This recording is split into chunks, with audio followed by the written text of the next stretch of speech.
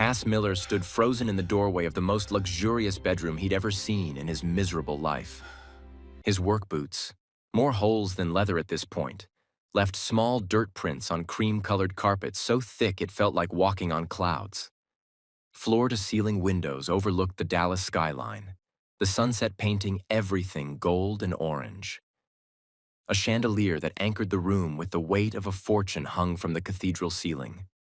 And there, in the center of a massive bed with silk sheets the color of champagne, lay a woman so beautiful she didn't look real. She wasn't moving. Hadn't moved in 2 years, according to the lawyers. Well, the sharp voice came from behind him. Cass turned to see Henderson, the head of household staff, a thin British man with silver hair and a permanent look of disgust whenever he glanced at Cass. "Are you going to stand there gawking all evening, or are you going to greet your wife?" Wife. The word hit Cass like a punch to the gut. Just 12 hours ago, he'd been sorting through trash bins behind the restaurants on Commerce Street, collecting aluminum cans to sell at the recycling center. His hands still smelled like garbage despite scrubbing them raw in the courthouse bathroom. Now he was standing in a penthouse in uptown Dallas, married to a woman who couldn't even know his name. Naomi Kensington, heiress to the Kensington luxury resort empire. 27 years old, in a coma since a mysterious accident 2 years ago. And as of this morning, his wife. Cass forced his feet to move closer to the bed. Each step felt wrong, like he was trespassing in a museum after hours. Naomi lay perfectly still, her breathing assisted by machines that beeped and hummed in rhythmic patterns. Even unconscious, even surrounded by medical equipment, she looked like royalty. Smooth, dark skin the color of expensive cognac. Her hair was tucked into neat, intricate cornrows that spiraled back from her forehead. The dark luster of her natural hair softened by a fine sheen of moisturizing oils. High cheekbones that could cut glass. Lips that probably smiled easy before whatever happened to put her in this bed. Cass looked down at his own hands. Calloused. Scarred. Permanently stained from years of hard labor and harder living. These hands had no business being anywhere near someone like her. "This is wrong," he whispered, his voice rough from disuse. "When you lived on the streets, you learned to stop talking. Nobody wanted to hear what homeless folks had to say anyway."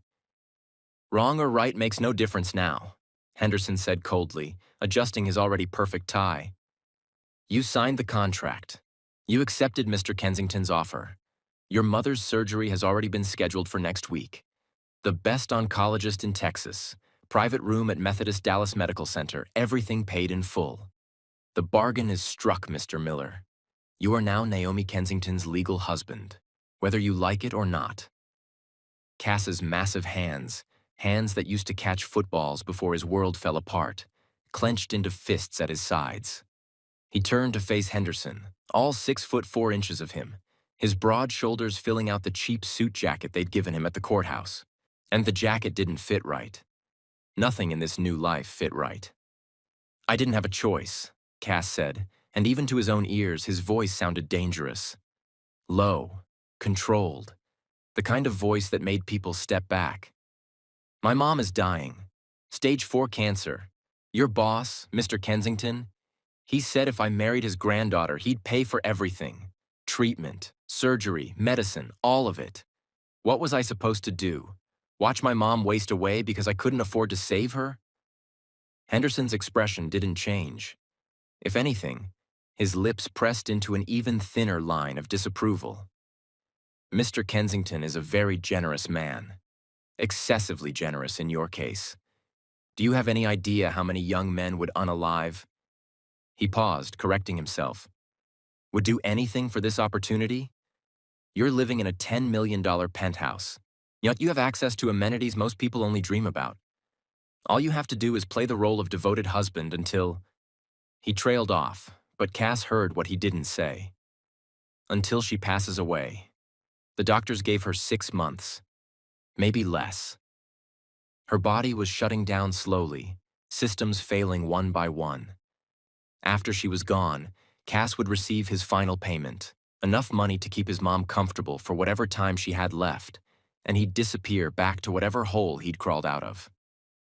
"I don't want anything from this family," Cass said firmly. "I'm here for my mom, that's it. Soon as this is over, I'm gone." "How refreshingly simple you are," Henderson said, and it definitely wasn't a compliment. "Mr. Kensington expects you at dinner tonight, 7 o'clock sharp. The dining room is on the main floor. I've had some appropriate clothing placed in your room, the guest suite down the hall. You absolutely are not to sleep in here with Miss Kensington. You may visit during the day for appearances, but you have your own space. Do I make myself clear?" "Crystal," Cass muttered. "And Mr. Miller?" Henderson paused at the doorway, his pale eyes cold as winter. "Do try to at least pretend you belong here.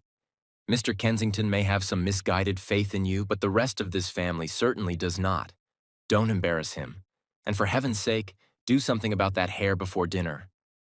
The door closed with a soft click that somehow sounded exactly like a prison cell locking. Cass was alone with his comatose wife. He stood there for a long moment, just breathing, trying to process the absolute insanity of his situation. Finally, and he pulled up a chair, some fancy thing that was probably an antique, and sat down heavily. The chair protested under his weight but held. "I'm sorry," he said quietly to the unconscious woman. "I'm so sorry you got stuck with someone like me. You deserve better than this. Better than some homeless trash picker who smells like yesterday's garbage no matter how many times he showers. But I promise you, I ain't gonna disrespect you. I ain't gonna touch nothing that ain't mine. I'm just gonna sit here sometimes, play the part your granddaddy needs me to play, and then I'll be out of your life. You won't even know I existed." Naomi Kensington didn't respond. Didn't even flutter an eyelash. But if Cass had been watching her heart monitor at that exact moment, if he'd known what to look for, he might have noticed the tiny spike in her heart rate. Because Naomi Kensington heard every single word. And she'd been awake, truly, completely awake and aware, for the past 3 weeks, listening, observing, and planning her revenge on everyone who'd betrayed her. Her body was still weak, still silent, but her mind had begun finding its way back long before anyone realized. Machines still breathed beside her. Nurses still fed her through tubes. To them, Naomi Kensington was a woman lost in sleep. But behind her closed eyes, she was watching everything. But how did Cass Miller end up in this impossible situation? How does a homeless man collecting cans on the street become the husband of one of Dallas's wealthiest heiresses? Let me take you back 3 weeks. So to a freezing November morning and a chance encounter that would change everything. 3 weeks earlier, Cass's back ached as he bent over another dumpster behind Marco's Steakhouse on McKinney Avenue. The smell didn't bother him anymore. You got used to it after 8 months of this life. What bothered him was the cold. November in Dallas wasn't supposed to be this brutal, but this year felt different. The wind cut through his 3 layers of clothes like they weren't even there. His shopping cart, stolen from an abandoned Walmart parking lot months ago, was already half full of aluminum cans and glass bottles. If he was lucky, really lucky, he'd get maybe $40 at the recycling center. That meant he could buy his mom's pain medication and still have enough left for a couple meals at the shelter. "Please, God," he muttered, "I'm digging through garbage bags. Just let today be good. Just let me find enough." His mom, Martha Miller, was dying in a charity ward at Parkland Hospital. The cancer had spread everywhere. The doctors said without aggressive treatment, she had maybe 2 months. With treatment? Maybe a year. Maybe more. Treatment cost $200,000. Cass had $417 to his name. He'd sold everything. His car, his clothes, the football scholarship ring from his 1 year at community college before he'd had to drop out to take care of his mom. Nothing was enough. Nothing was ever enough. His fingers closed around something in the trash. Not a can. Paper. He pulled it out, ready to toss it aside, when he noticed the letterhead, Kensington Global Resorts. Fancy gold lettering on heavy cream paper. Some kind of invitation to a charity gala. Cass almost laughed. Rich people threw away paper that was nicer than anything he owned. "Excuse me." The voice startled him so badly he nearly fell into the dumpster. Cass spun around to find a man standing behind him. Older gentleman, maybe 70, with dark brown skin gone gray at the temples, wearing a suit that represented more than Cass used to make in 6 months. He had sharp eyes, the kind that saw everything, and he was looking at Cass with an expression that wasn't quite pity and wasn't quite curiosity. "Sorry," Cass said automatically, stepping away from the dumpster. "I'm just collecting recyclables. I'm not stealing nothing. I'll move along." "No need to apologize," the man said, his voice cultured and calm. I was actually hoping to speak with you." Cass's guard went up immediately. Nothing good ever came from rich people wanting to speak with homeless folks. Usually it was some church group trying to save his soul, or worse, someone looking for cheap labor they could exploit. "I don't want no trouble," Cass said carefully. "Neither do I." The man extended his hand. "My name is Lawrence Kensington, and I have a proposition for you." Cass stared at the outstretched hand. Clean, manicured. A gold ring that looked heavy enough to be an actual investment. Slowly, aware of how dirty his own hands were, Cass shook it. Lawrence Kensington's grip was firm, strong, the handshake of a man used to being in control. "Mr. Miller, isn't it?" Lawrence said. "Cass Miller, formerly of South Dallas. Played linebacker at Carter High School. On full scholarship to Tarrant County College before you had to withdraw to care for your ailing mother." Cass went cold. "How do you know all that?" "I make it my business to know things," Lawrence said simply. "Especially when I'm considering offering someone a life-changing opportunity." "I don't want no drugs," Cass said flatly. "And I ain't doing nothing illegal." "Nothing illegal," Lawrence assured him. "In fact, quite the opposite. I'm offering you a legitimate business arrangement, one that would benefit us both greatly." Cass's stomach growled loudly enough that Lawrence definitely heard it. Embarrassment burned through him, but he kept his chin up. "What kind of arrangement?" Lawrence glanced around the alley, at the dumpsters, the trash, the broken bottles, and seemed to come to a decision. "Not here. There's a coffee shop 2 blocks north. Let me buy you breakfast, and I'll explain everything." Every instinct Cass had screamed that this was a trap. Rich men didn't just offer homeless people breakfast and opportunities, but something in Lawrence Kensington's eyes looked genuine, tired, maybe even desperate. And Cass was starving. "All right," he said slowly, "but I gotta bring my cart." "Of course." 30 minutes later, Cass sat in a booth at Ellen's Southern Kitchen, trying not to inhale the plate of food in front of him too fast.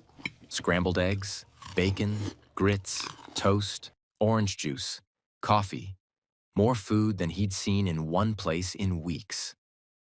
Lawrence Kensington sat across from him, sipping black coffee and watching Cass eat with an unreadable expression.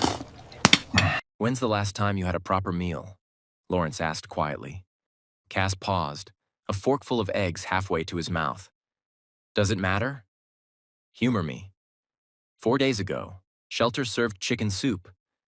Lawrence's jaw tightened almost imperceptibly. "I see." They sat in silence while Cass finished eating. He forced himself to slow down, to chew properly, to not make himself sick. But God, it was hard. His body was screaming for more, more, more. Finally, Lawrence set down his coffee cup and folded his hands on the table. "My granddaughter is dying," he said bluntly. Cass blinked. "I'm sorry to hear that." "Her name is Naomi. She's 27 years old. 2 years ago, she was in a car accident. Since then, she's been in a coma. The doctors say her body is failing. She has perhaps 6 months left." Lawrence's voice was steady, but Cass could hear the pain underneath. I need her to be married before she passes." Cass set down his fork. Why? Because of my will, Lawrence said. The Kensington fortune, hotels, resorts, investments worth over $3 billion, which was built over the years by myself and my daughter, Naomi's mother. Naomi's mother wasn't just my daughter, he said quietly. She was my partner. She helped me build this empire when it was nothing but risk and sleepless nights. When she passed away, she signed every share she owned over to Naomi. But if she passes unmarried, everything goes to my nephew, Dominic Kensington. A man I wouldn't trust to run a lemonade stand, let alone my life's work. So get her married to someone, Cass said, confused about where this was going. Some business partner or something? I would. If I could trust anyone in my circle, Lawrence said bitterly. But I can't. Everyone around me has an angle. Everyone wants a piece of the empire. I need someone who wants nothing from me. Someone who can't be corrupted by wealth because they've never had it.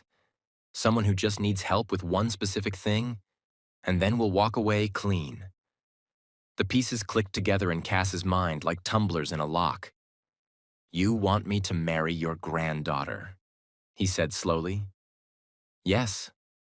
Your granddaughter who's in a coma. Yes. And in exchange? Lawrence pulled out his phone, tapped a few times, and turned it to face Cass. On the screen was a medical file. Cass saw his mom's name, saw the diagnosis, saw a treatment plan that made his heart stop. In exchange, Lawrence said quietly, I pay for your mother's complete cancer treatment. At the best doctors, the best facility, everything she needs for as long as she needs it, plus a salary of $10,000 a month while you're married to Naomi, plus a final payment of $500,000 when it's over. Cass couldn't breathe. That's more money than you've ever imagined, Lawrence finished. Yes. All you have to do is marry Naomi, live in the penthouse, play the role of devoted husband for however long she has left. Visit her room, sit with her, let people see you care. When she passes, you sign a few papers, take your money, and disappear. Simple. Why me? Cass asked, his voice barely a whisper. There's gotta be 1,000 guys you could hire for this. Lawrence studied him for a long moment. You know what I saw when I watched you this morning? I saw a man who sorted garbage with dignity, who spoke kindly to the restaurant workers who brought out the trash, who apologized for taking up space in an alley. Most people in your position become bitter, angry, cruel. But you, he shook his head. You're still kind, still decent. That's rare, that's valuable. I ain't nothing special, Cass said roughly. No, Lawrence agreed. You're extraordinary. You just don't know it yet. He pushed a business card across the table. Think about it. Call me by tomorrow. Your mother doesn't have much time, Mr. Miller. Neither does my granddaughter. Cass didn't think about it. There was nothing to think about. That afternoon, he took the bus to Parkland Hospital, used the last of his change for the fare, and went up to the charity ward where his mom lay in a bed that was more cot than anything else. She was asleep when he arrived, her breathing shallow and labored even with oxygen. Martha Miller had been beautiful once. Cass remembered her dancing around their tiny apartment when he was little, singing along to Aretha Franklin, her laugh filling every corner. Now she was so thin he could see every bone in her face. Her skin had taken on a grayish tone. Her hair, once thick and glorious, had fallen out in patches from the cheap chemotherapy the county provided. She was 52 years old. She looked 80. Hey, Mom, Cass whispered, taking her hand carefully. Her fingers felt like bird bones, fragile enough to snap. It's me. No, it's Zeke. Her eyes fluttered open. It took her a moment to focus, but when she did, her whole face lit up despite the pain. Baby boy. How you feeling? Like I got hit by a truck, she said, her voice thin and raspy. But she smiled. His mom always smiled for him. But I'm still here, still fighting. Cass's throat closed up. He couldn't speak.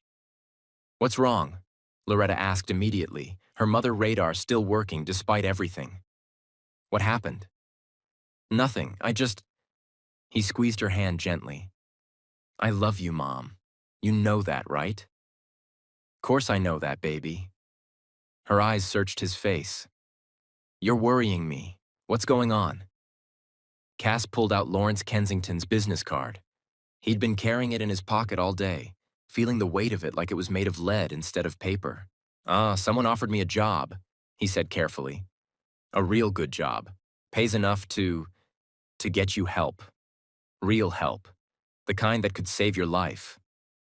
Loretta's expression shifted immediately. "What kind of job?" "Doesn't matter. It's legal. It's safe. It's just complicated." Cass Miller. His mom struggled to sit up more, and Cass rushed to help her. "You look me in the eye and tell me what this job is." So he did. He told her everything: the marriage, the coma, the money, the deal. When he finished, Loretta was quiet for a long time. Then she shook her head firmly. "No. Mom, I said no." Her voice was stronger than it had been in weeks. "I ain't gonna let you sell yourself like that for me. I ain't gonna let you marry some stranger, play pretend in some rich folks' game, just to keep my old bones alive a little longer. It ain't like that." "It's exactly like that," Loretta said, tears forming in her eyes. "Baby, I'm dying. That's just the truth. And I made my peace with it. But I ain't made peace with watching you sacrifice your dignity, your future, your chance at real love someday, just to buy me a few more months." "A few more months with you is worth everything," Cass said fiercely. "You're all I got, Mom. You're the only person in this whole world who ever gave a damn about me. I ain't losing you. Not when I can do something about it." "Cass, I already decided," he said, standing up.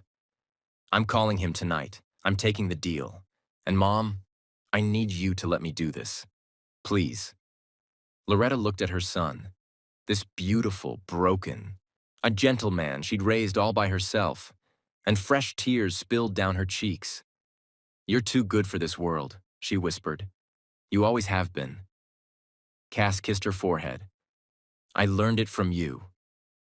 That night, from a payphone outside a 7-Eleven, Cass called Lawrence Kensington.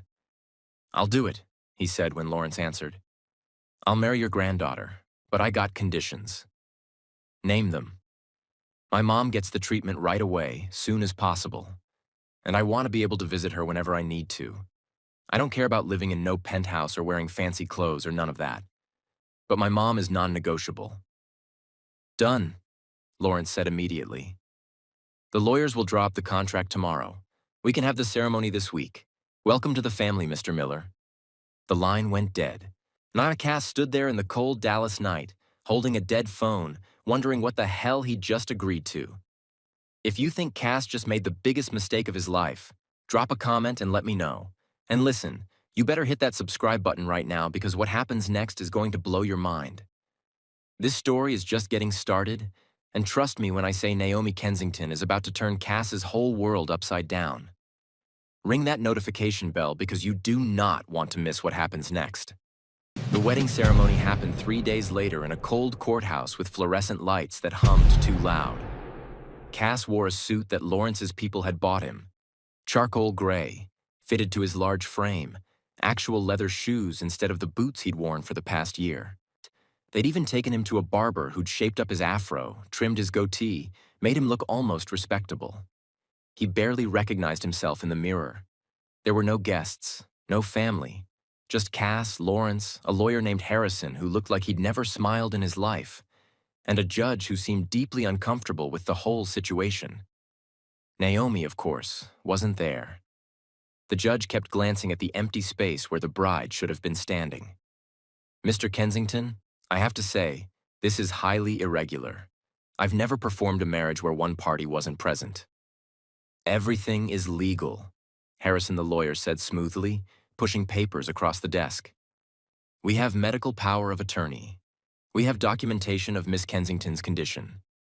Texas law allows for proxy marriages under specific circumstances, and this qualifies.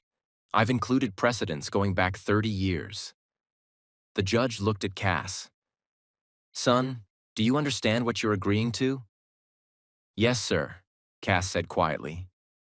This is a legally binding marriage, real as any other. Do you enter into this of your own free will? Cass thought about his mom, already checked into Methodist Dallas Medical Center, already being prepped for surgery that would happen tomorrow. Thought about her face when he'd told her the doctor said she had a real chance now. Thought about how she'd cried and held him and told him she was so sorry he had to do this for her. Yes, sir, he repeated. Of my own free will. The judge sighed. All right then. By the power vested in me by the state of Texas, I now pronounce you husband and wife. Mr. Miller, you may go see your bride, I suppose? And just like that, Cass Miller became a married man, to a woman he'd never met, who couldn't even know his name. Which brings us back to that first evening, standing in Naomi's bedroom, trying to process the absolute insanity of his new life. After Henderson left him alone with his unconscious wife, Cass sat in that fancy chair for almost an hour, just watching Naomi breathe. The machines beeped their steady rhythm. The sun finished setting outside the massive windows. The room grew darker. I don't know if you can hear me, Cass said quietly. The doctors say probably not. Say you're too far gone. But just in case. I'm Cass. I'm your husband now. Ain't that wild? He laughed, but there was no humor in it. I promise I'm gonna be respectful, he continued. I ain't gonna touch nothing that ain't mine. I'm just gonna sit here sometimes, talk to you maybe, make sure you're all right. Your granddaddy seems like he really loves you. He's doing all this to protect you, I think. To make sure the wrong people don't get control of your money when you... He couldn't finish that sentence. Anyway, I just wanted you to know I ain't here to hurt you or disrespect you. I'm just here because my mom's dying and I'd do anything to save her. Even marry a stranger. Naomi's face remained peaceful, unchanged. Cass stood up, bones aching from the longest day of his life. I'm gonna go find my room now. Get ready for this dinner thing. But I'll come back tomorrow. Check on you. That cool? No response. Of course not. Cass made his way to the guest suite Henderson had mentioned. It was down the hall, and when he opened the door, he almost laughed again. The room was bigger than the entire apartment he'd grown up in. King-sized bed with a mountain of pillows. A attached bathroom with a shower that had 6 different shower heads. A walk-in closet already filled with clothes in his size. Jeans, slacks, shirts, jackets, everything.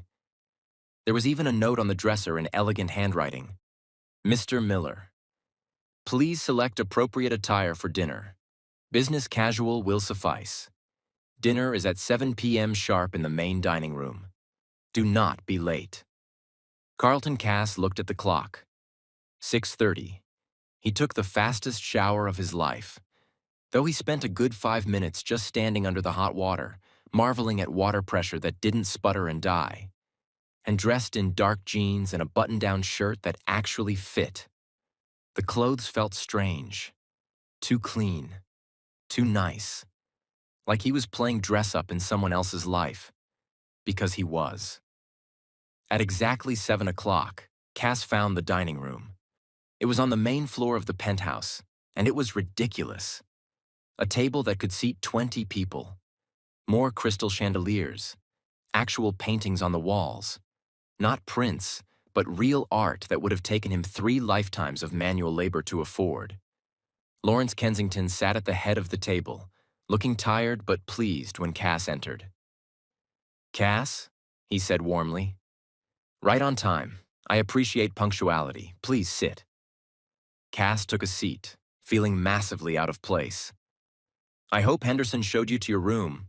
Everything satisfactory? More than satisfactory, sir, Cass said honestly. It's too much. Nonsense, you're family now. You'll have the best of everything. Footsteps echoed from the hallway. Cass turned to see another man entering the dining room, and everything in him went on high alert. And the man was probably early 30s, light brown skin, designer clothes, perfect hair, and a smile that didn't reach his eyes. He looked at Cass the way you might look at something stuck to the bottom of your shoe. "Uncle Lawrence?" the man said smoothly. "I came as soon as I heard the news. Is it true? You actually went through with this insane plan?" "Dominic," Lawrence said, his voice cooling several degrees. "I wasn't aware you were invited to dinner." "I'm family," Dominic said, taking a seat across from Cass without being asked. "I don't need an invitation. Besides, I wanted to meet the man who married my dear cousin Naomi. This must be him, the homeless charity case you plucked off the street." Cass's hands clenched under the table, but he kept his face neutral. "Cass Miller," Lawrence said tightly. "This is my nephew. Dominic Kensington. Dominic, show some respect." "Respect?" Dominic laughed. "Uncle Vincent, you married our family's heiress to a man who was literally digging through trash 3 days ago. And you want me to show respect?" "That's enough," Lawrence said sharply. But Dominic was on a roll now, leaning forward, his smile getting meaner. "Tell me, Cass, can I call you Cass? Or maybe, hey you, trash picker?" He didn't wait for an answer. "Tell me, how much did my uncle pay you to play house with a vegetable? Must be a lot to get you to shower regularly." Cass stood up slowly. All 6'4" of him. All 230 pounds of pure muscle earned from years of hard labor. He didn't say a word, just stood there, looking down at Dominic with an expression that made the other man's smile falter. "Sit down." Cass," Lawrence said quietly. "Dominic is leaving." "I'm not going anywhere," Dominic protested. "This is my family's house, too."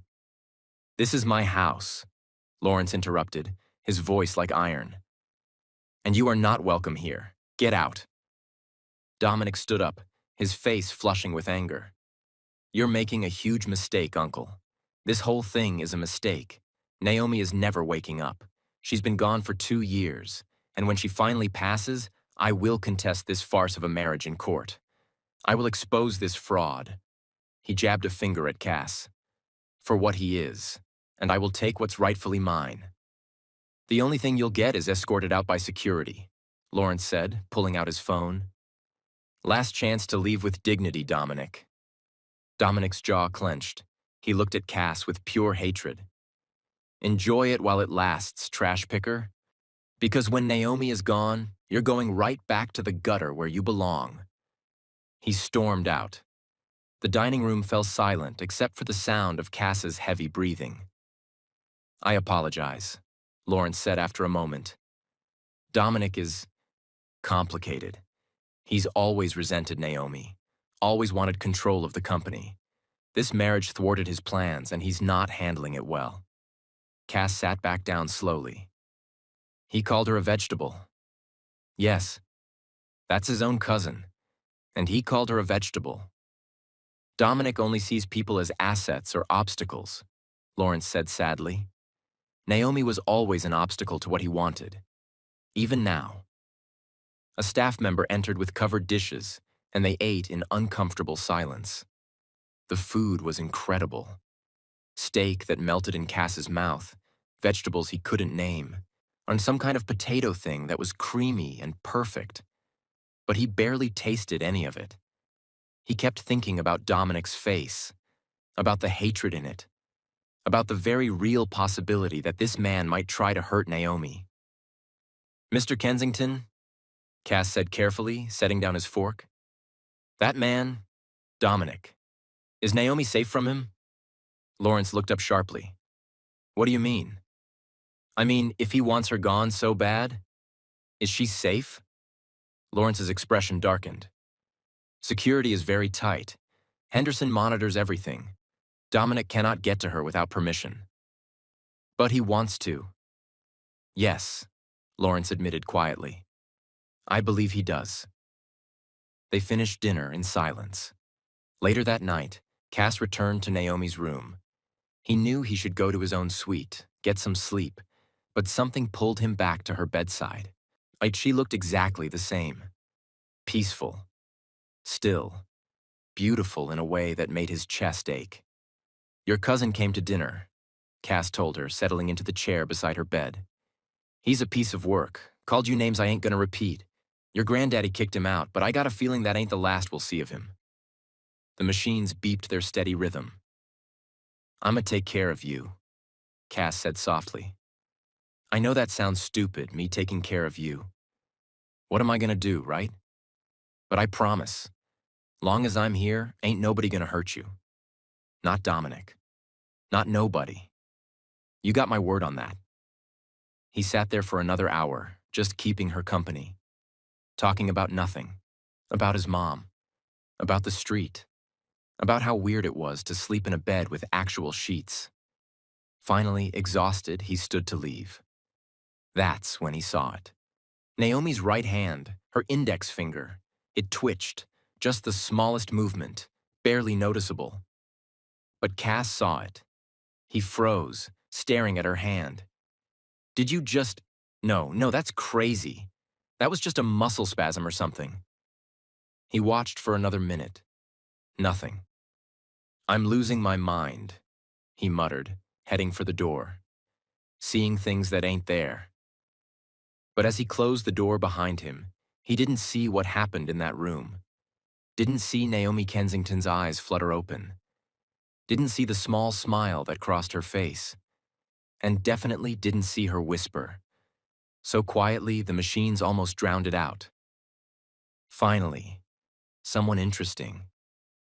Naomi is awake, and she's been listening this whole time.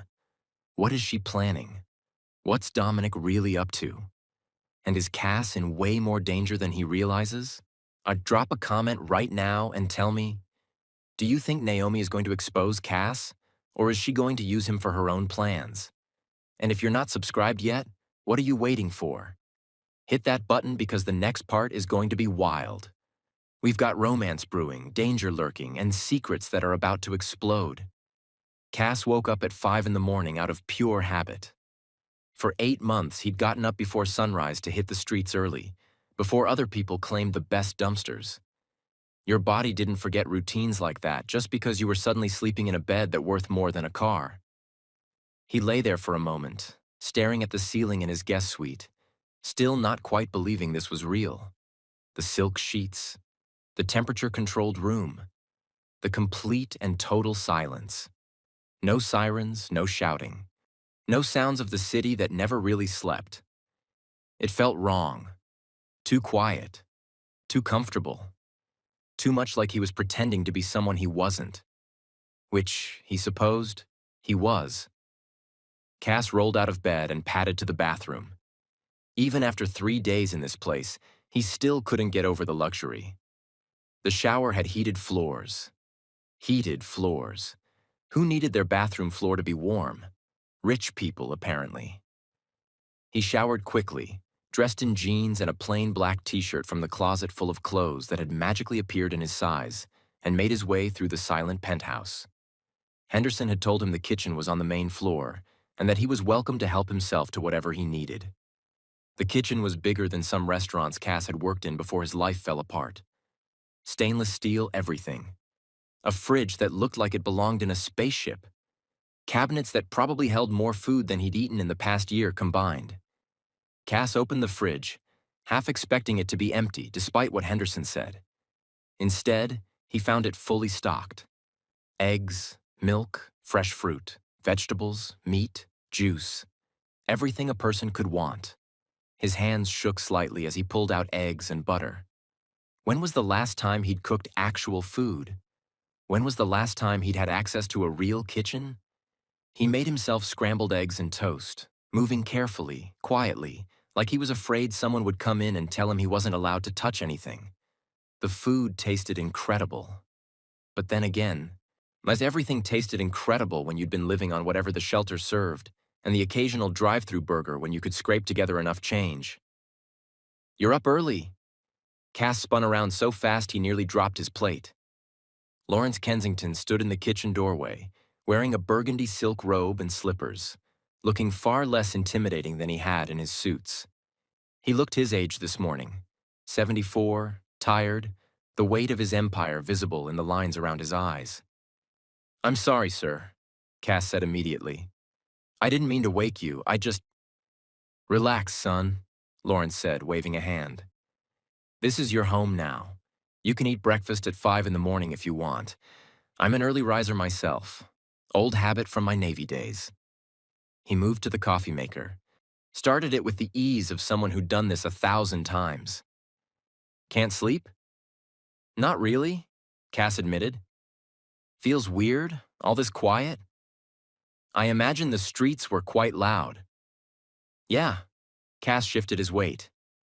"Mr. Kensington, can I ask you something?" "Lawrence, please. We're family now, and ask away." "Why me? Really?" Cass set his plate down on the marble counter. "You could have hired some actor, some business associates, someone who actually knows how to act like they belong in a place like this. Why pull a homeless guy off the street?" Lawrence poured 2 cups of coffee, handed one to Cass, and gestured to the breakfast bar. They both sat. "You know what I did before I built my empire?" Lawrence asked. "I was a cook in the Navy, worked my way up from nothing. When I got out, I had $200 and a dream. I worked 3 jobs, slept in my car more times than I can count, ate 1 meal a day so I could save money. It took me 20 years to build Kensington Global from a single motel in Austin to what it is today." Cass sipped his coffee, listening. "Everyone around me now?" Lawrence continued. "They were born into wealth. They've never struggled. They've never had to choose between eating and keeping the lights on. They don't understand sacrifice. They don't understand what it means to give up everything for the people you love." He looked at Cass with those sharp, knowing eyes. "But you do. You were willing to marry a stranger, to live a lie, to give up your freedom, all to save your mother. That's real love, real sacrifice. And that's the kind of character I want, protecting my granddaughter's legacy." "I ain't protecting nothing," Cass said quietly. "I'm just playing a part." "Are you?" Lawrence asked. "Because from what Henderson told me, you spent 2 hours in Naomi's room last night, talking to her, telling her about your day. That's not playing a part, son. That's being human." Cass looked down at his coffee. "She can't hear me anyway." "Maybe not. But you do it anyway. That says something about who you are." They sat in comfortable silence for a moment. Then Lawrence checked his watch and stood. "I have an early meeting downtown. But Cass, your mother's surgery is scheduled for this afternoon at 2. I took the liberty of arranging a car to take you to the hospital. You should be there when she wakes up." Cass's throat closed up. "Thank you, sir. Eat, Lawrence, thank you." Lawrence clapped him on the shoulder. "Take care of your mother. That's what matters. Everything else, the pretending, the role-playing, all of it, that can wait. Family comes first. Always." Methodist Dallas Medical Center was nothing like the charity ward where Cass's mom had been wasting away. This was a private wing with actual rooms, not curtained-off sections. Nurses who smiled and spoke gently. Equipment that looked new instead of held together with prayers and duct tape. Cass sat in the surgical waiting room, his leg bouncing with nervous energy. The surgery was supposed to take 4 hours. They were removing the tumors, starting aggressive treatment, doing everything the doctors at Parkland had said was impossible without money. Money Cass now had access to, because he'd married a woman in a coma, and the absurdity of it hit him all over again. "Mr. Miller?" Cass jumped up. A surgeon in blue scrubs stood there, pulling off her mask, and she was smiling. "Your mother did beautifully," the surgeon said. "We were able to remove the primary tumor and 3 of the 4 secondary sites. The last one we'll need to address with targeted radiation, but overall, this went better than we hoped. She's in recovery now. You can see her in about an hour." Cass's knees nearly gave out. "She's okay?" "She's stable. She has a long road ahead. Recovery, radiation, chemotherapy. But Mr. Miller, your mother has a real chance now. A good chance." Cass couldn't speak, couldn't do anything but nod as tears burned behind his eyes. "Thank you," he finally managed. "Thank you so much." When Cass finally got to see his mom, she was pale and groggy from anesthesia, but alive. So beautifully, wonderfully alive. "Hey, Mom," he whispered, taking her hand carefully. There were fewer tubes this time, fewer machines. She looked fragile, but not like she was dying anymore. Martha's eyes opened slowly. It took her a moment to focus, but when she did, she smiled that smile that had gotten Cass through every hard moment of his life. "Baby boy," she said, her voice rough. "You look good. Real good. They feeding you?" Leave it to his mom to be worried about him when she was the one who just had major surgery. "Yeah, Mom, they feeding me real good." He squeezed her hand gently. "How you feeling?" "Like I got hit by a truck, backed over and hit again," she said, but she was still smiling. "But I'm here. The doctor said it went well." It did. It went real well. Martha studied his face with a mother's eyes that saw everything. "You settling in okay? In that big house?" "It's weird," Cass admitted. "Really weird, but I'm managing." "And the girl, Naomi? She's—" Cass paused, trying to find the right words. "She's beautiful, Mom. Even like that, even sleeping, she's just— I don't know. There's something about her. I find myself talking to her, telling her things. It's stupid because she can't hear me, but maybe she can," Martha interrupted gently. "Maybe somewhere deep down she knows someone's there, someone who cares." "I don't care about her," Cass said automatically. "I mean, I care that she's safe and comfortable and all that, but I don't know her. Can't know her." Martha gave him that look, that mom look that said she knew he was lying to himself. "Baby, you got the biggest heart of anyone I ever met," she said softly. "You can't help but care. It's who you are. Don't fight it. That girl, even if she never wakes up, she's lucky to have you watching over her." Cass stayed at the hospital until visiting hours ended. By the time he got back to the penthouse, it was almost 9 at night. The place was quiet. Henderson had left for the evening, Lawrence was at some business dinner, and the medical staff who monitored Naomi worked in shifts, staying mostly in their own section of the penthouse. Cass should have gone to his room, should have slept. But instead, he found himself walking down the hall to Naomi's bedroom. The evening nurse, a kind older woman named Patricia, looked up when he entered. "Mr. Miller?" she said warmly. She was one of the few staff members who didn't treat him like garbage. "Come to visit?" "If that's okay." "Of course it's okay. You're her husband." She stood, gathering her tablet and bag. "I'm actually just finishing my shift. Night nurse will be here in 20 minutes. You'll be all right alone with her until then?" Cass nodded. After Patricia left, Cass settled into his usual chair beside the bed. Naomi looked the same as always. Peaceful, beautiful, untouchable. The machines beeped their familiar rhythm. "Hey," Cass said quietly. "It's me again. Hope you don't mind me talking at you. I know you can't hear me, but I don't know. Makes me feel less alone, I guess." He told her about his mom's surgery, about how scared he'd been, about how relieved he was that it went well. He talked about the penthouse, and about how weird it was to have a closet full of clothes that actually fit, about how he still felt like an imposter in his own skin. "I saw your sketchbooks today," Cass said after a while. "They were on the shelf in the library. Henderson said it was okay to look around, so I did. You're real talented, you know that? Those building designs, they're beautiful, elegant, functional. I used to study architecture back before—" He trailed off. "Anyway, I didn't know rich people actually had hobbies besides counting their money. No offense."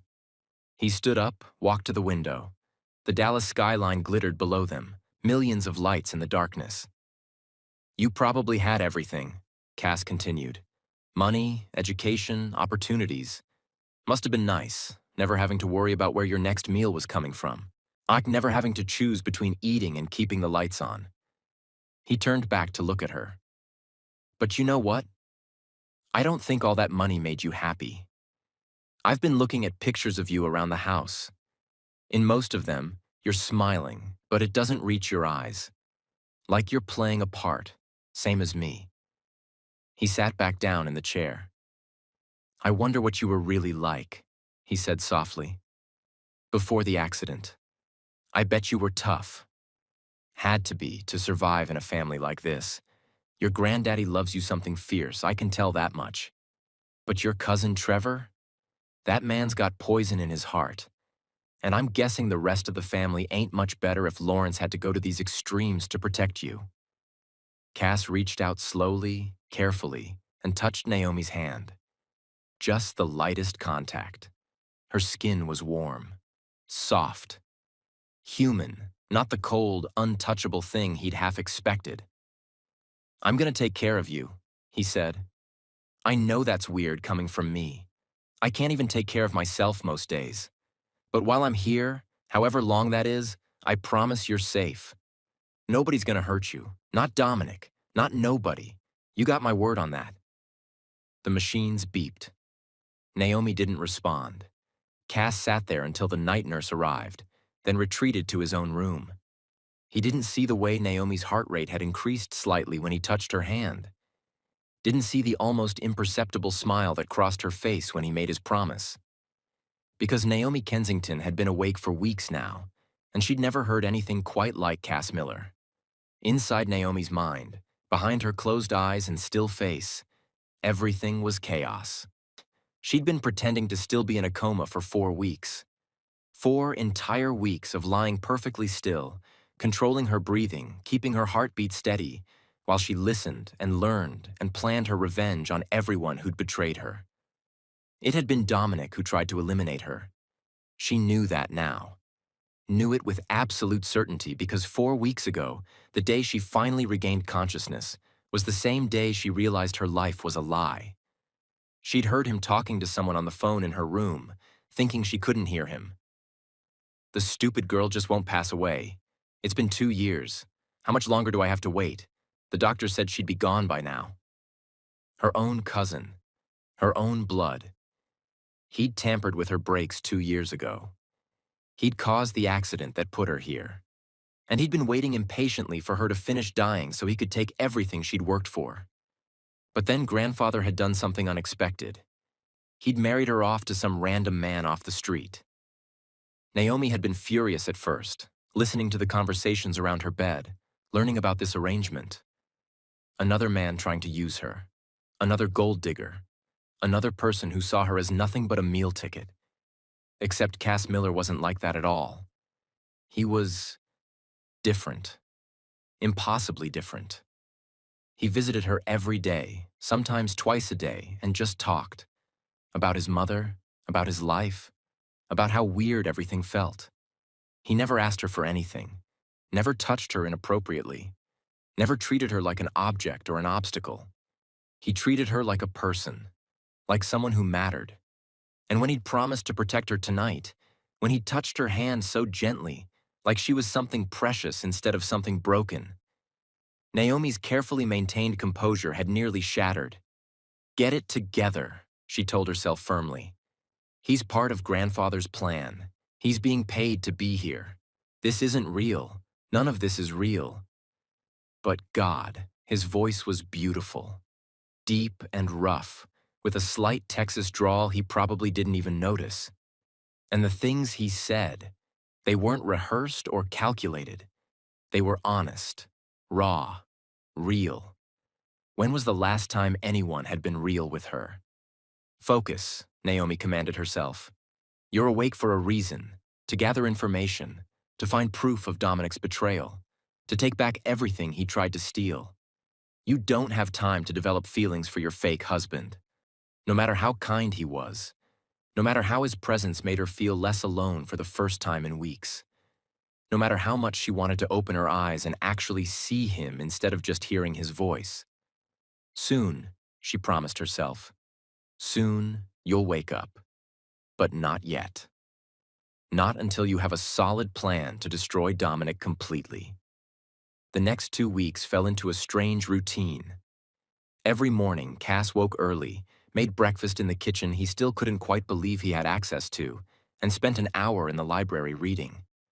Lawrence had an incredible collection of architecture books, and Cass found himself falling back in love with the subject he'd abandoned years ago. Sometimes he read to her. He'd found a collection of romance novels on the bookshelf in her room.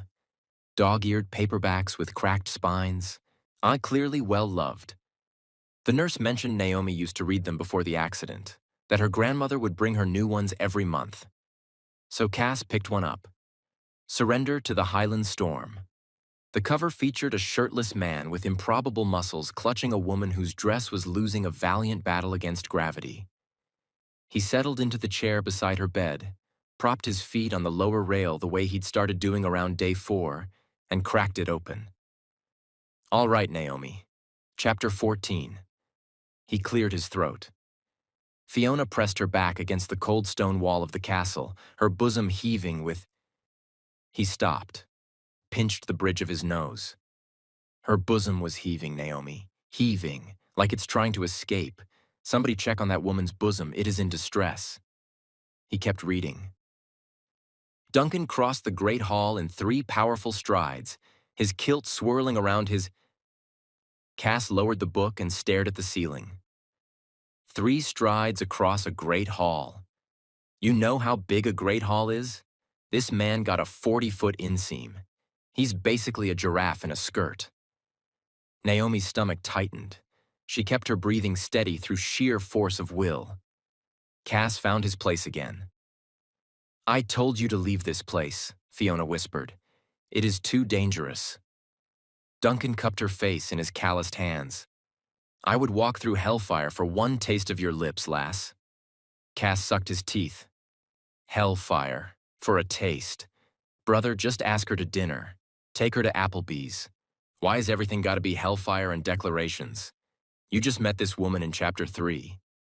He flipped the page. His mouth claimed hers with a hunger that... Okay, claimed. His mouth claimed hers, like he planted a flag on it, like her lips are the Louisiana Purchase. He shifted in the chair, shaking his head slowly. And she's just letting this happen? Against a cold wall? In a drafty castle? Ma'am, you are going to get a UTI and a backache, and Duncan the giraffe is not going to be around for that part, I promise you. The heart monitor blipped. Just barely, just once. A fraction faster than the steady rhythm. Cass didn't notice. He was too busy frowning at the next paragraph. Fiona felt herself melting into him, her resolve crumbling like the ancient ruins of... He closed the book on his thumb and looked over at Naomi's still face. You actually like this stuff? For real? He waited, as if half expecting an answer. Then he shrugged and opened it back up. No judgment. Well, some judgment, but I'll keep reading. He settled deeper into the chair. Take me, Fiona breathed. Take me now, Duncan, before the dawn. Cass held the book at arm's length like it had personally offended him. Before the dawn. It's the middle of the night. They're in a freezing castle. There's apparently a war happening outside, and these two are just... He gestured vaguely. You know what? Fine. Fine. Get it, Fiona. I hope Duncan's giraffe legs keep you warm. Beneath the thin hospital blanket, Naomi bit the inside of her cheek so hard she almost drew blood. Cass read 3 more chapters that night. He complained about every single one. He came back the next evening with the bookmark already in place. Other times, he just talked. He told her about everything. His childhood in a cramped apartment with too many cousins and not enough beds. His year at college on a football scholarship, the first in his family to go. The knee injury that ended it all. The slow, terrible slide into homelessness. The 8 months on the street that had felt like 8 years. I used to be ashamed, he told her one evening, about 2 weeks into his new life. Ashamed of where I ended up. Like it was my fault somehow. Like if I'd just been stronger or smarter or better, I could have avoided all this. But you know what I figured out? Life doesn't care how strong you are. It'll knock you down anyway. What matters is whether you get back up. He was looking out the window when he said it, so he didn't see Naomi's fingers twitch. Art, my mom's getting better, he continued. The treatment is working. The doctors say if things keep going this way, she could have years. Real years, not just months. And that's because of you. Because of this arrangement. So, thank you, I guess. I know you didn't choose this, didn't choose me, but thank you anyway. Silence except for the machines. Cass turned back to look at her. I wish I could have met you before, when you were awake. I bet you were something else. Your granddaddy says you were going to run the company. Says you're brilliant, tough, didn't take nothing from nobody. He smiled sadly. Bet you wouldn't have looked twice at someone like me. If he'd been watching closely, he might have seen Naomi's eyelids flutter ever so slightly. But he wasn't watching. He was lost in his own thoughts. I should let you rest, he said, standing up. He leaned down for a brief moment and pressed a gentle kiss to her forehead. Night nurse is going to be here soon anyway. Sleep well, Naomi. I'll see you tomorrow. He left. And the moment the door closed behind him, Naomi's eyes opened. She stared at the ceiling, her heart racing despite the medications meant to keep everything stable. Her chest felt tight. Her throat burned with emotions she couldn't name. You're wrong, she thought fiercely. You're so wrong, Cass Miller. I would have looked, I would have seen you, because you're the first real person I've met in years. She wished she had opened her eyes, just for a moment, to see his face. So curious to know the man who had quietly taken up space in her thoughts.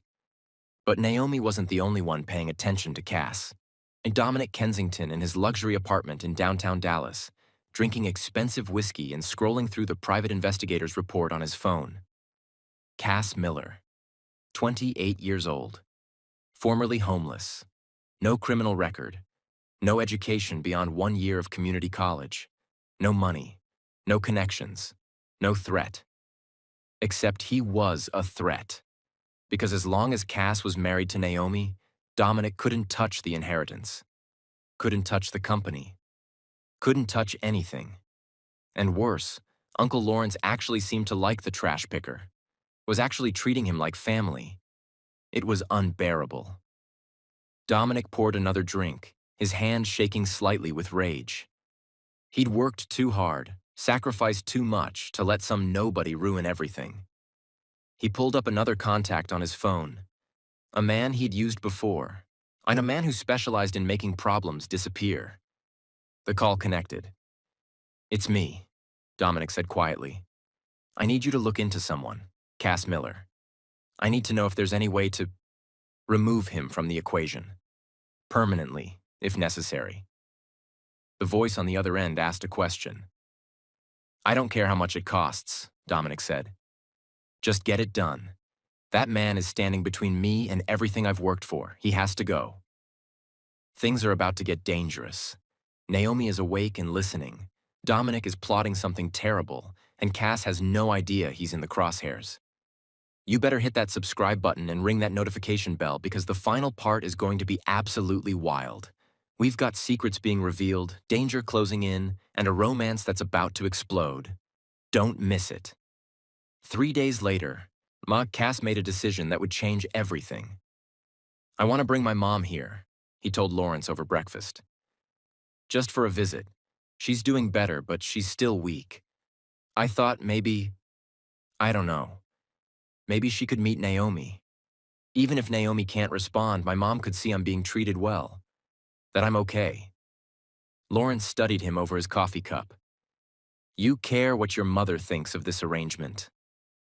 I care that she doesn't feel guilty, Cass said honestly.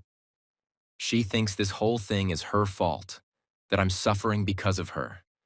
I want her to see I'm not suffering, that I'm...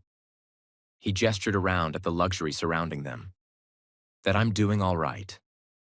Of course, Lawrence said immediately. Bring her this weekend. Saturday afternoon? I'll arrange for the car to pick her up from the hospital and bring her here. Thank you, sir. Lawrence? Saturday came, and Cass was more nervous than he'd been in years. He cleaned his room, even though housekeeping did that daily, and made sure Naomi's room looked perfect.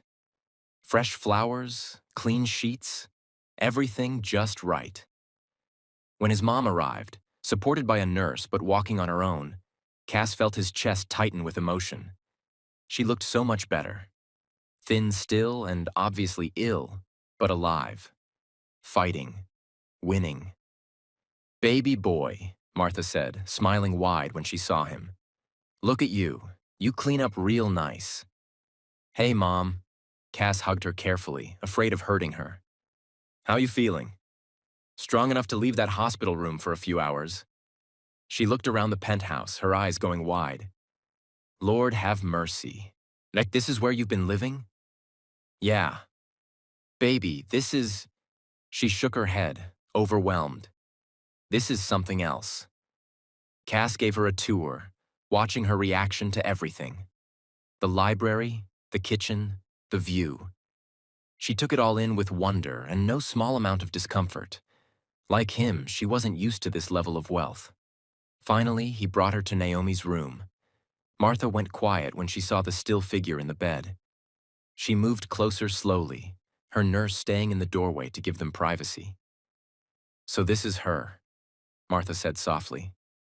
"This is Naomi." "Yeah, she's beautiful." "She is."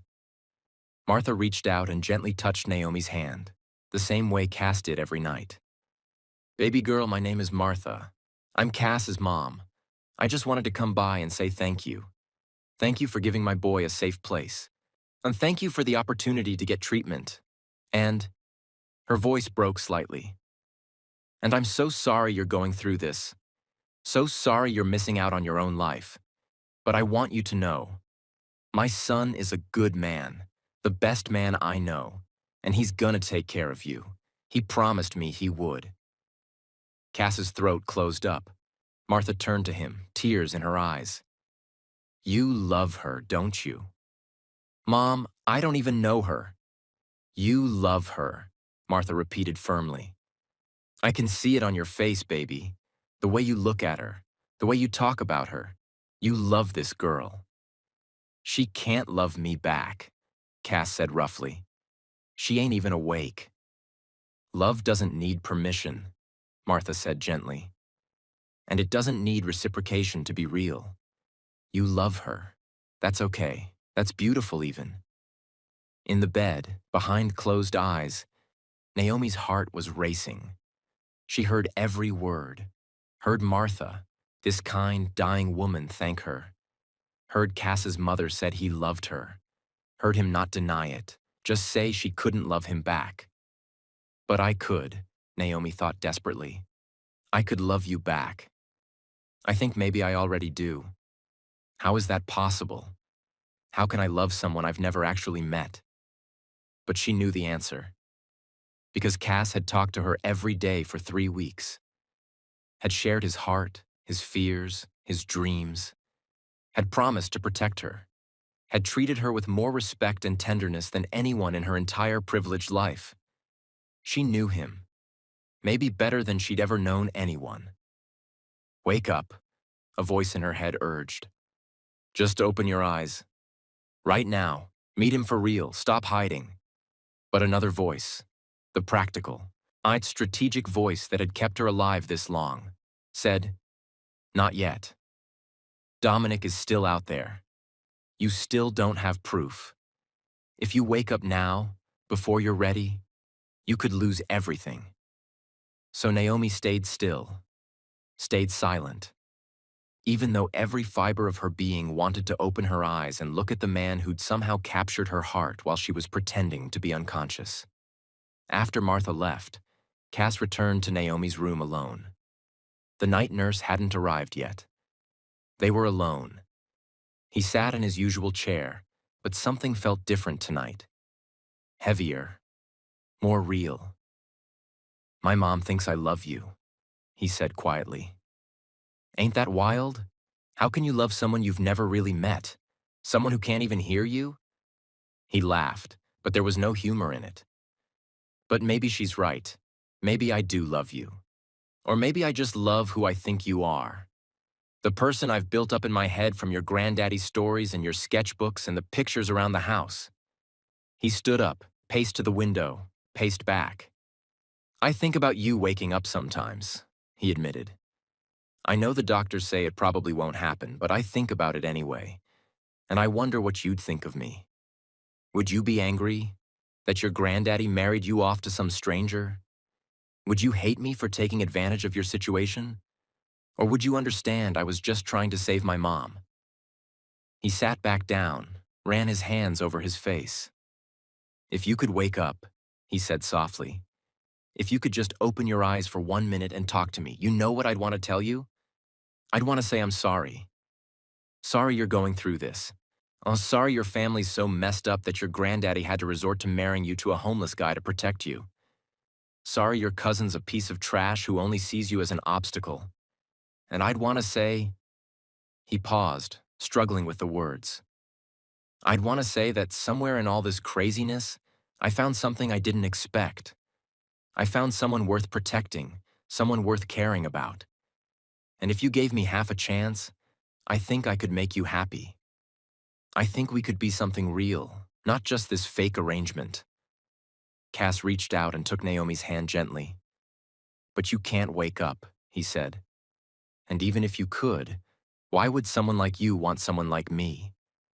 I got nothing to offer. No money, no education, no future beyond whatever your granddaddy decides to give me when this is all over. He trailed off. I'm just some guy who loves you, that's all I got. He raised her hand to his lip, kissed the knuckles so tenderly, and Naomi lost it. Her fingers tightened around his. Cass froze. He stared down at their joined hands. Did you just... Naomi's fingers squeezed his hand again, deliberately, unmistakably. Cass's heart stopped. Naomi? His voice came out as barely a whisper. Can you hear me? Slowly, like it took every ounce of strength she had, Naomi's eyes opened. Amber brown eyes, sharp, intelligent, awake, fully, completely awake. She looked directly at him, and she smiled. Hi, husband, Naomi said, her voice rough from disuse but clear, so beautifully clear. Took you long enough? Cass shot to his feet so fast his chair fell over backward. When? About a month ago, Naomi said, slowly pushing herself up to a sitting position. Her movements were careful but controlled. This wasn't someone just waking from a coma. This was someone who'd been awake and aware for weeks. I've been listening to everything, every conversation, every promise, every late-night talk where you poured your heart out. The implications hit Cass like a truck. You heard everything? Everything, Naomi confirmed. She reached up and pulled the monitoring leads off her chest, silencing the machines. I heard you promise to protect me. Heard you talk about your mother. Heard you say you love me. Her eyes locked onto his. And I heard you say you think we could be something real. Cass couldn't breathe. Couldn't think. Why didn't you say something? Why pretend? Because I needed to know who I could trust, Naomi said simply. 2 years ago, someone tried to eliminate me. Someone in my own family. I've been waiting, listening, gathering information to figure out who. And then you showed up. This stranger my grandfather married me to. And I thought you were just another player in the game. I'm not... I know, Naomi interrupted gently. That's what I figured out. You're not playing any game, Cass Miller. You're just real, genuine. The first honest person I've encountered in longer than I can remember.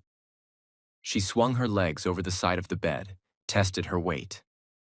Water, she said quietly, her voice hoarse. Cass moved quickly, fetching a bottle of water from the mini-fridge every room in this mansion had. As she drank, her mind was already racing, planning her next moves. She stood up on shaky legs, but stood. And yes, before you ask, I can walk. I've been doing physical therapy when the night nurse isn't here, building my strength back, getting ready. Ready for what? Naomi's smile turned dangerous. Ready to take back everything Dominic tried to steal from me. Okay, that just happened. Naomi is not only awake, she's been awake this whole time. She heard Cass's confession. She knows he loves her. And now she's ready to fight back against Dominic. Drop a comment right now and tell me. Are you Team Naomi and Cass? Because these two are about to shake up Dallas high society like you wouldn't believe. For a long moment, Cass just stared at Naomi Kensington, his wife, who was supposed to be in a coma, who was now standing in front of him with fire in her eyes and strength in her stance. And he couldn't form a single coherent thought. She was real. She was awake. She was looking at him like he was someone worth looking at. You gonna say something? Naomi asked, and despite the roughness in her voice from weeks of minimal use, there was amusement there. Or are you just gonna stand there staring at me like I grew a second head? How? Cass shook his head, trying to organize his thoughts. You've been awake for a month? Give or take, Naomi said, taking a few careful steps. Her legs were stronger than he'd expected, but he could see the slight tremor in her muscles. The coma was real at first.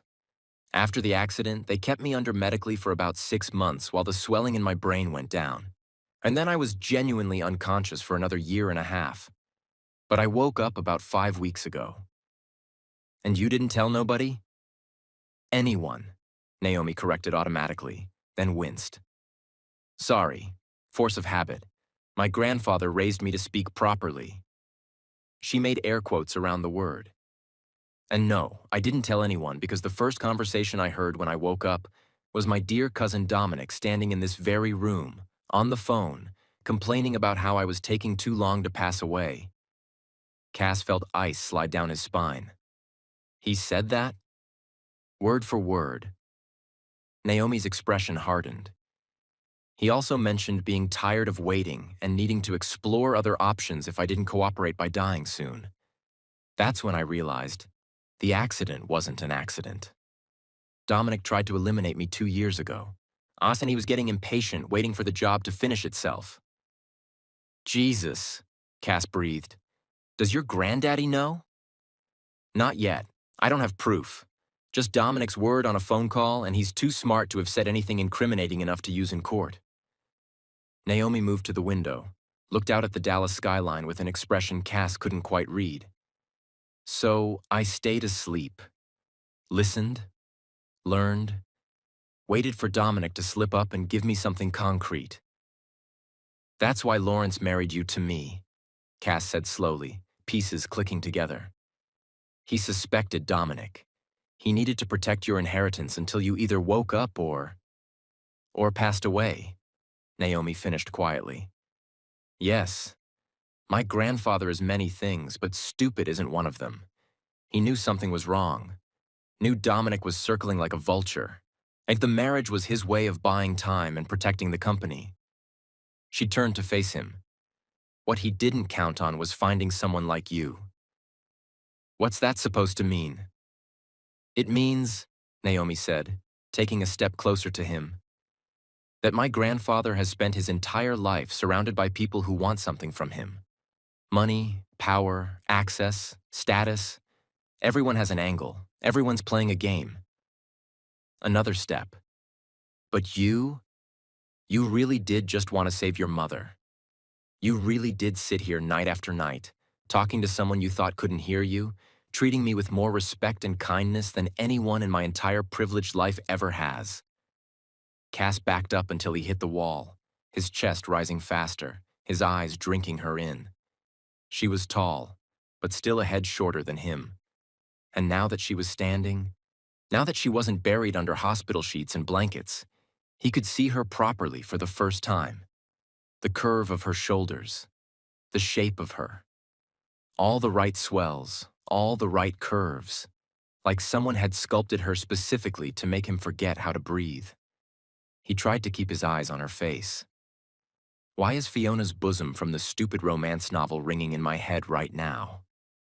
Naomi kept coming until she was standing right in front of him, So close he could see the golden flecks shining in her amber eyes. So close he could smell something soft, vanilla maybe, or honey, beneath the sterile hospital scent. She was real. She was awake. She was looking at him like she already knew him. His hand twitched at his side. He wanted to touch her, feel if she was solid. If this wasn't some fever dream, he'd wake up from any second. Instead, he pinched the inside of his wrist. Hard. Nope. Real. Naomi studied him just as intently. He was even more handsome than she'd imagined during all those hours of listening to his voice. Brown skin that caught the light like warm bronze. Bright eyes. Expressive, kind, a little wild right now with shock. Strong jaw, full lips slightly parted. She'd built a picture of him in her mind over the past weeks, but the reality was more. Much more. So this is my husband. The thought sent a strange thrill down her spine. Cass suddenly became aware of how close they were standing. And then, like a truck hitting him, he remembered everything he'd said when he thought she couldn't hear. The complaints about Duncan the giraffe, the rants about heaving bosoms, like the Louisiana Purchase comment, the story about crying during a dog food commercial when he was 12, the detailed explanation of why he thought pineapple on pizza was a war crime. Oh no. Oh no. Heat crept up his neck and flooded his face. You... His voice came out strangled. How long did you say you've been awake? Naomi felt a small, private smile tug at her lips. His embarrassment was endearing. More than endearing. Long enough, she said softly.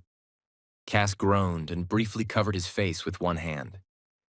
The romance novels? Every chapter.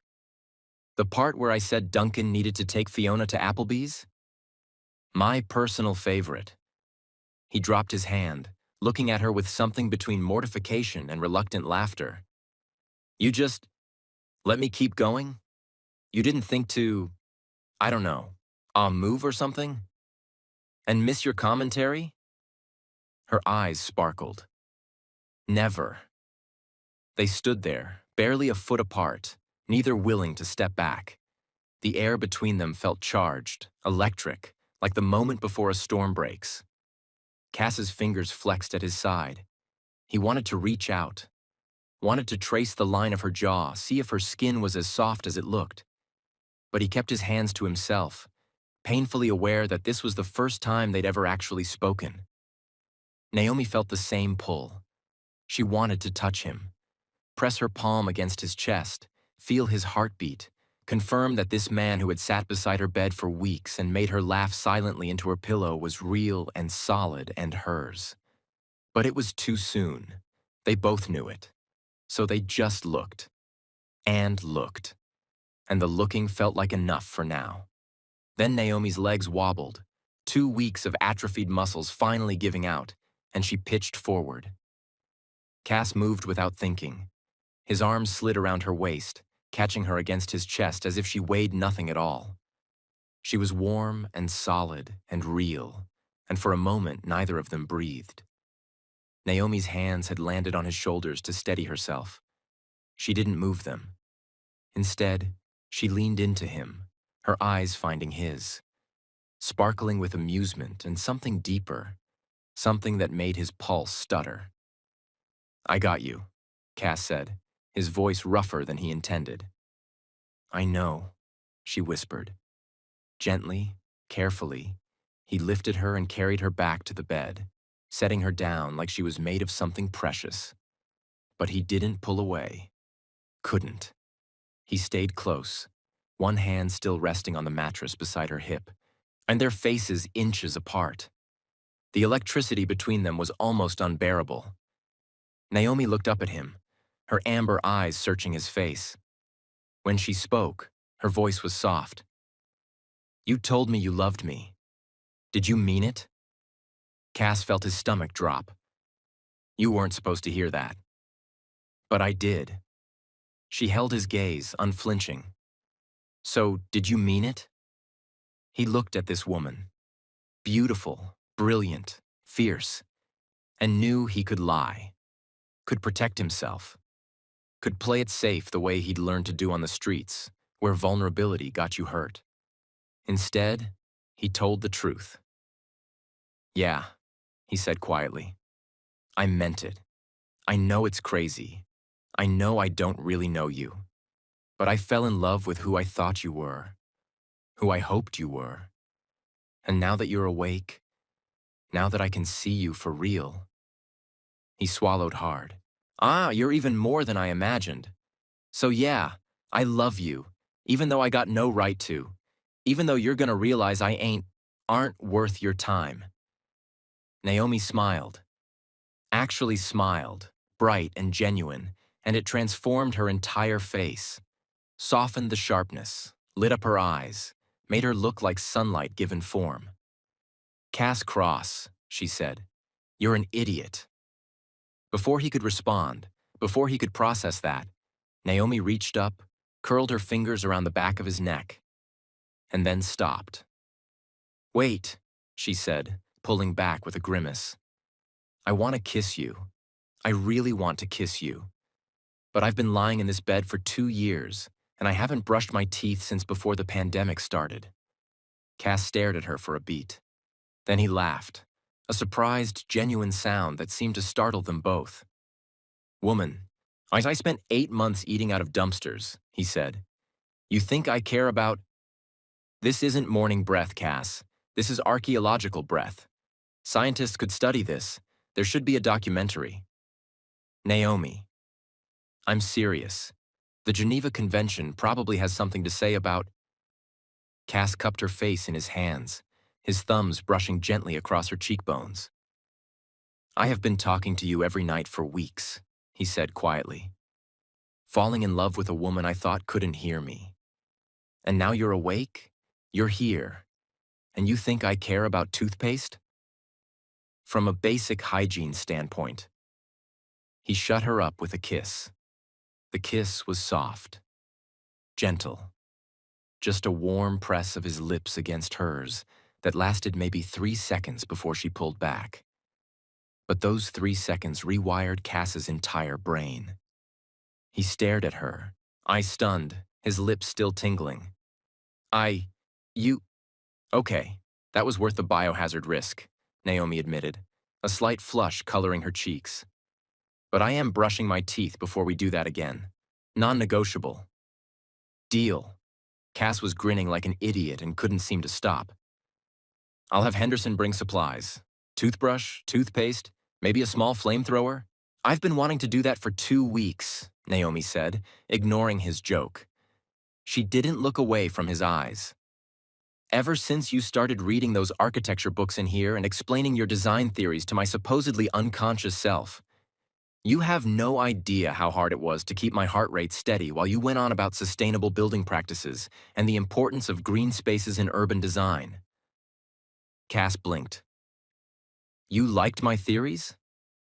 "I loved your theories."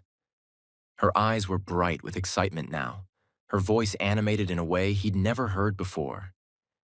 "You see buildings the same way I do, not just as structures, but as living spaces that affect the people inside them.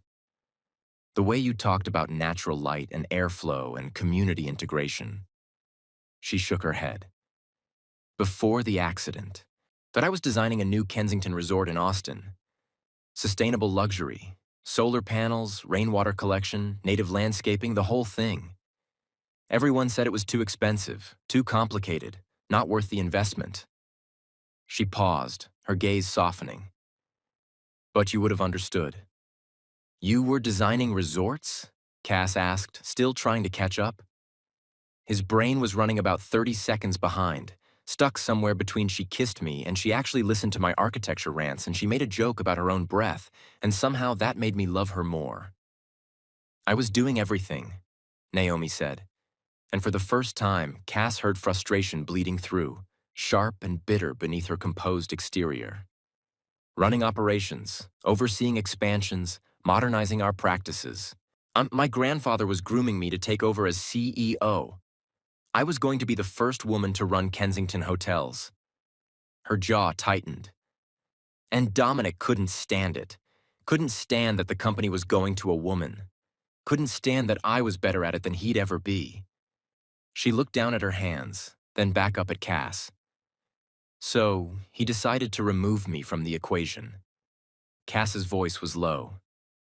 By messing with your car. By cutting my brake lines and running me off the road on a rainy night, Naomi confirmed. Her voice had gone cold now, flat and hard, like steel. He thought I'd die in the crash. When I didn't, he waited for the coma to finish the job. And when that took too long, she met his eyes. He started getting desperate. Cass felt rage building in his chest. We need to tell your granddaddy, tell the police. Get Dominic arrested. With what evidence? Naomi challenged. A conversation I heard while pretending to be unconscious? That wouldn't hold up for 5 minutes in court. Dominic would claim I was delusional, that the brain injury affected my memory, that I'm making accusations because I'm confused or attention-seeking or whatever other excuse his lawyers come up with. She shook her head. No, I need real proof. Financial records showing he's been embezzling, which I know he has been. I just need to access the accounts to prove it. Or communication with whoever he hired to tamper with my car. Something concrete that he can't explain away. How long is that going to take? I don't know, Naomi admitted. Could be days, could be weeks. That's why I need to stay asleep a little longer. Let Dominic think he's safe. We'd let him get comfortable and sloppy. Cass shook his head firmly. No, absolutely not. You've been lying in that bed for 5 weeks while he walks around free. While he plots God knows what. I aren't letting you put yourself at risk anymore. It's not your decision to make, Naomi said, her voice taking on an edge. This is my life, my company, my revenge. You're my wife, Cass shot back. Real or fake, that paper says I'm supposed to protect you. And I ain't doing my job if I let you keep pretending while Dominic's out there planning something. They stared at each other, both stubborn, both refusing to back down. Finally, Naomi's expression softened slightly. You really meant that promise, didn't you? About protecting me. Every word. Even though you were just supposed to be playing a role? I stopped playing a role about 2 days in, Cass said honestly. Maybe sooner. I don't know when it happened, but somewhere along the way, this stopped being fake for me. Naomi reached up and touched his face gently. It stopped being fake for me about the time you brought your mother here. When I heard her thank me, heard how much she loves you, heard you promise her you'd take care of me. That's when I knew. You weren't like anyone else in my world. You were real. So what do we do? Cass asked. How do we prove Dominic's guilty and keep you safe at the same time? Naomi was quiet for a moment, thinking. Then her eyes lit up. We set a trap, she said slowly. Dominic thinks I'm still unconscious. Thinks he has all the time in the world. What if we give him a reason to panic? A reason to act rashly and make mistakes? How? You're going to tell my grandfather that I moved, Naomi said. Tell him my hand squeezed yours. Tell him the doctors need to reevaluate my condition. Make it seem like I might be waking up soon. Won't that make Dominic try something faster? Exactly, Naomi said with a dangerous smile. If Dominic thinks I'm about to wake up and potentially remember what happened, he'll have to act. And when he does, we'll be ready.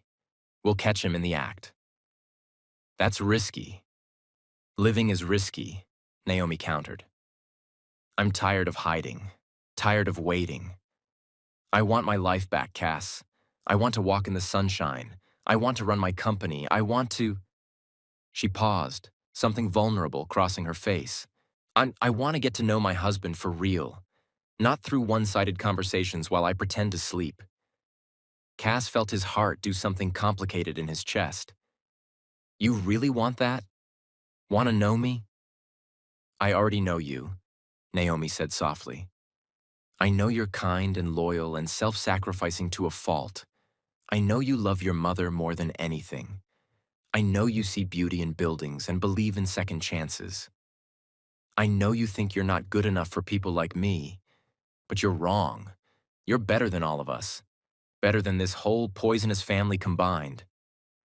I'm a trash picker who couldn't even keep a roof over his own head, Cass said roughly. How is that better? You're a survivor who never lost his humanity, Naomi corrected. You could have become bitter, cruel, angry at the world. But you didn't. You stayed kind. That takes more strength than anything money can buy. Before Cass could respond, they heard footsteps in the hallway. The night nurse was arriving for her shift. Get back in your position, Cass said urgently. Quick. Naomi moved fast, arranging herself exactly as she'd been. By the time the night nurse, a different woman than usual, younger, less friendly looking, opened the door, Naomi looked perfectly unconscious again. Mr. Miller, the nurse said coolly. It's late. You should let Mrs. Miller rest. Mrs. Miller? Cass repeated. That's her legal name now, the nurse said with barely concealed disdain. Whether she knows it or not. Cass wanted to argue, wanted to defend Naomi against the judgment in the nurse's voice. But Naomi had closed her eyes again, playing her part. Yeah, he said instead. Yeah, you're right. Good night. He left, but not before catching the tiniest smile on Naomi's supposedly unconscious face. The next morning, Cass found Lawrence in his study, reviewing what looked like financial reports. The older man looked up when Cass knocked on the open door. Cass, Lawrence said warmly. Come in. How's your mother doing? Real good, sir. Lawrence, the doctors say she's responding better than they hoped. Cass stepped inside, suddenly nervous about what he was about to do. But I actually need to talk to you about Naomi. Lawrence's expression sharpened immediately. What about her? Is something wrong? Maybe the opposite, Cass said carefully. Last night, when I was sitting with her, I was holding her hand, just talking to her like I do, and I felt... He paused for effect. I felt her squeeze my hand. Just a little. But it was deliberate. I'm sure of it. Lawrence stood up so fast his chair rolled backward. She moved? You're certain? Yes, sir. I know it sounds crazy, but I know what I felt. It wasn't just a muscle spasm. She squeezed my hand. Lawrence was already pulling out his phone. I'm calling her medical team. We need to do a full evaluation. If she's regaining consciousness, if there's any chance she might wake up. He trailed off, emotion thick in his voice. I didn't want to get your hopes up if I was wrong, Cass said. But I thought you should know. You did the right thing, Lawrence said, gripping Cass's shoulder. Thank you, son. Thank you for paying attention, for caring enough to notice. Cass felt guilt twist in his stomach. He was lying to this man who'd been nothing but kind to him. But it was for a good reason, for Naomi's safety. At least, he hoped it was. News of Naomi's possible awakening spread through the household like wildfire. By that afternoon, doctors were running tests, nurses were monitoring her more closely, and Lawrence was barely leaving her bedside. And Dominic showed up within hours. Cass was in Naomi's room when Dominic burst through the door, his expensive suit slightly disheveled, his eyes wild. Is it true? Dominic demanded, looking at Lawrence. Is she waking up? The doctors aren't certain yet, Lawrence said calmly, though Cass could see the tension in his shoulders. But there's been increased brain activity, small movements. It's possible. Dominic's face went through several expressions, shock, fear, calculation, before settling on fake concern. That's wonderful news, he said, but his voice was too tight, too controlled. Has she shown any signs of awareness, memory, recognition? Not yet, Lawrence said, but the doctors are hopeful. Cass watched Dominic carefully, watched the way his hands clenched and unclenched, the way his eyes kept darting to Naomi's still form, the way sweat beaded on his forehead despite the cool temperature. Dominic was panicking. Good. Well, Dominic said after a too long pause. I should let you rest. This must be exhausting for you, Uncle Lawrence.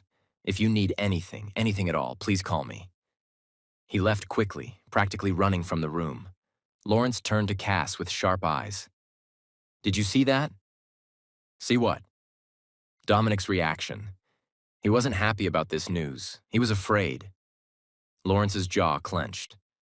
I've suspected for months that Dominic had something to do with Naomi's accident. But I couldn't prove it. Couldn't even voice the suspicion without sounding like a paranoid old man. Cass made a decision. What if I told you Naomi's been awake for a month? Lawrence froze. What? She woke up 5 weeks ago, Cass said quietly, moving closer so they couldn't be overheard. She's been pretending, listening, gathering information. She heard Dominic on the phone talking about waiting for her to pass away. She knows he caused the accident. She just doesn't have proof yet. Lawrence's eyes went wide. Then he looked at the bed where Naomi lay. She's awake right now, isn't she? He asked softly. In the bed, Naomi's eyes opened. She looked at her grandfather with an expression full of love and pain. Hi, grandfather, she said, her voice rough. Sorry for the deception. Lawrence's face crumpled. He rushed to her bedside, taking her hands in his, tears streaming down his face. My girl, he choked out. My beautiful, brilliant girl. You're back. I'm back, Naomi confirmed, her own eyes wet. And I'm ready to fight, but I need your help, both of you. For the next hour, the three of them planned. Naomi explained what she'd heard, what she suspected, what she needed to prove Dominic's guilt. Lawrence provided information about the company finances, about Dominic's gambling debts, about suspicious transactions he'd noticed but couldn't quite connect. He's been embezzling for at least a year, Lawrence said grimly. Small amounts at first, then increasingly larger sums. I started an internal investigation 6 months ago, but then you had your accident. And everything got complicated. The timing wasn't coincidence, Naomi said. He probably knew you were getting close to discovering the embezzlement. Getting rid of me was supposed to solve 2 problems. Give him access to the inheritance and stop the investigation. So how do we catch him? Cass asked. Naomi's smile was pure calculation. We give him exactly what he wants. We let him think I'm waking up with no memory of the accident, that I'm confused, vulnerable, easy to manipulate, and we wait for him to make his move. What kind of move? Lawrence asked warily. He'll try to finish what he started, Naomi said flatly. He'll try to eliminate me before I can remember anything or take control of the company, and when he does, we'll have security cameras recording every moment. We'll have proof. Absolutely not, Cass said immediately. We're not using you as bait. We don't have a choice. There's always a choice, Cass interrupted. And I ain't letting you put yourself in danger. There's got to be another way. Like what? Naomi challenged. Asking him nicely to confess? Hoping he makes a mistake on his own? Dominic is smart and he's desperate. The only way to catch him is to force his hand. Then we force his hand some other way, Cass insisted. Set him up with fake financial records or something. Plant evidence. I don't know, but I ain't using you as bait. It's not your decision. You're my wife. Cass's voice rose. Real or fake, that means something to me. That means I protect you, even if it's from your own stubborn self. Don't you dare call me stubborn. Children, Lawrence interrupted, and despite the seriousness of the situation, there was amusement in his voice. You sound like you've been married for years instead of weeks. Both Naomi and Cass stopped arguing and looked at him. Cass is right that we can't put you at unnecessary risk, Lawrence continued. But Naomi is also right that we need to force Dominic to act. So we compromise. We set the trap, but we make absolutely certain you're protected. Security everywhere. Cameras everywhere. At the first sign of actual danger, we pull you out. I can live with that, Cass said reluctantly. Fine, Naomi agreed. But I'm not staying in this bed anymore. I've been lying down for 2 years. I want to walk around. I want to live again. Agreed, Lawrence said. We'll announce that you've woken up tomorrow, that you're weak but recovering, that you have some memory loss from the accident. That part is important. Dominic needs to think you don't remember what happened. And then? Naomi asked. Then we watch him very carefully, Lawrence said grimly. And we wait. Drop a comment and tell me if you think Naomi and Cass can actually pull this off. And listen, hit that subscribe button right now because we're about to get into the most intense part of this story. The announcement of Naomi's awakening sent shockwaves through Dallas high society. Within hours, news outlets were reporting on the miracle recovery of the Kensington heiress. Social media exploded with speculation, well wishes, and more than a little gossip about the mysterious husband she'd acquired while unconscious. Cass watched it all unfold from Naomi's room, where she was finally, officially awake. Doctors came and went, running tests, expressing amazement at her recovery. Nurses who'd cared for her cried happy tears. And through it all, Naomi played her part perfectly. Weak, but grateful. Confused about the accident, seemingly unable to remember the weeks leading up to it. I don't understand, she said to one doctor, her voice trembling just right. Why can't I remember? What happened to me? Memory loss after traumatic brain injury is very common, the doctor assured her. The memories may return with time, or they may be gone permanently. We just can't predict these things. When the doctors finally left them alone, just Naomi, Cass, and Lawrence, Naomi dropped the act. How was that? She asked. Terrifyingly convincing, Cass said. You should be an actress. I've been acting my entire life, Naomi said with a slight edge. Playing the perfect granddaughter, the brilliant heiress, the woman who has it all together. This is just another role. Except this one could get you hurt, Cass reminded her. Before Naomi could respond, there was a knock at the door. Dominic entered, carrying an enormous bouquet of flowers and wearing an expression of exaggerated concern. Naomi, he said, his voice dripping with fake warmth. Thank God you're awake. We've all been so worried. Naomi looked at him with carefully crafted confusion. I'm sorry, do I know you?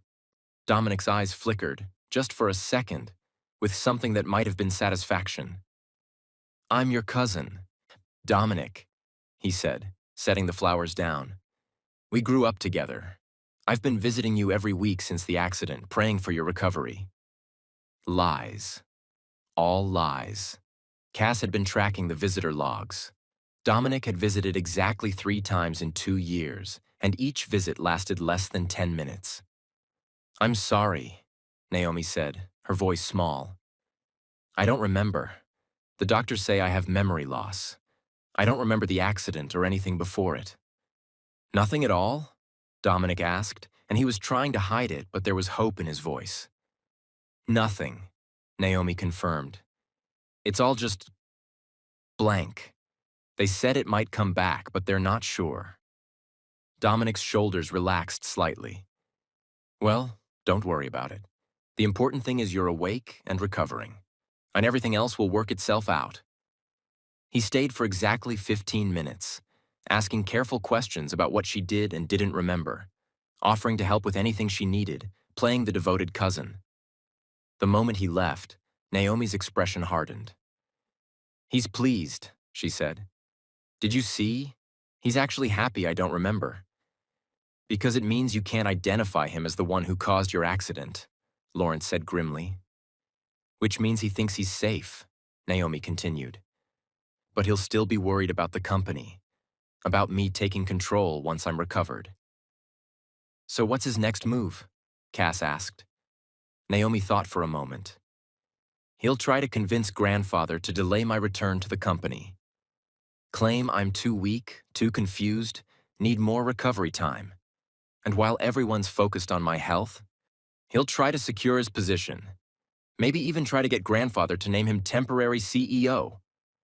That's not happening, Lawrence said firmly. But we should let him think it might, Naomi said. Let him think he's winning. Let him get comfortable. How long do we keep this up? Cass asked. Not long, Naomi said. A few days at most. Dominic won't wait. He can't afford to.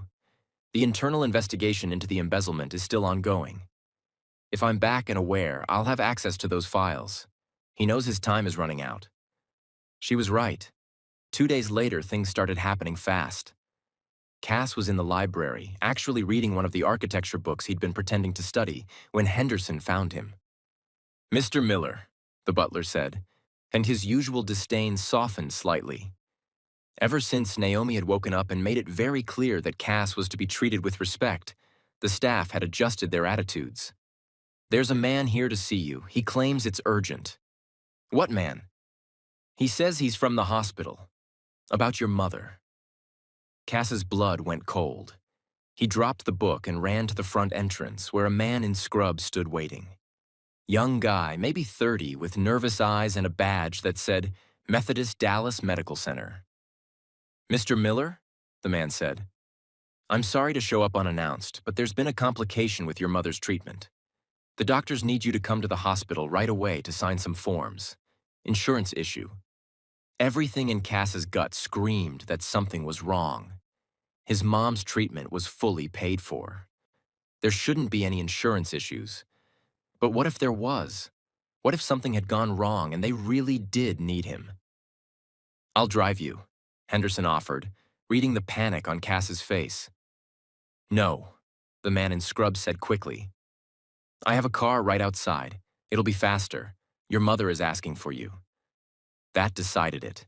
If his mom was asking for him, he had to go. Let me tell Naomi. There's no time, the man insisted. Please, Mr. Miller, it's urgent.